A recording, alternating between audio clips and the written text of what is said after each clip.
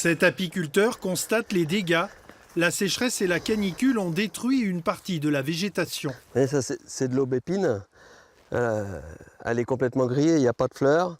Il n'y a pas eu de fleurs, il y a donc pas de fleurs, pas de nectar. Pas de nectar, pas de miel. Il faut savoir que quand les abeilles récoltent le nectar pour faire le miel, le nectar c'est 80% d'eau. Donc si c'est sec, il n'y a pas de nectar. Résultat, cet été, sa production de miel a chuté de 60% par rapport à l'année dernière. Pire encore, au printemps, moins 75%, en cause l'alternance des journées chaudes et froides. Même constat pour cet autre apiculteur. Dominique est un habitué du marché de Blois.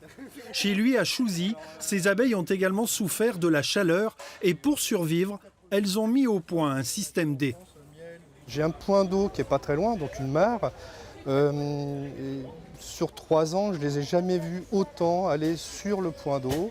Elles étaient en randonnion et puis donc je me suis rendu compte qu'elles ramenaient de l'eau. Pourquoi? Parce que la température qui était au-delà de 40 degrés, alors au soleil on n'en parle même pas, c'était 45 degrés, elles ont ramené de l'eau.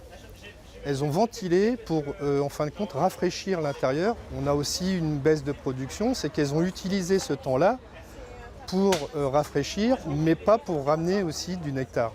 Enfin, maigre consolation pour les professionnels du secteur. Les fortes chaleurs de l'été ont éloigné les frelons asiatiques responsables de la destruction d'abeilles. Les premiers viennent seulement d'arriver en Loir-et-Cher et leur impact devrait être beaucoup moins important que les années précédentes.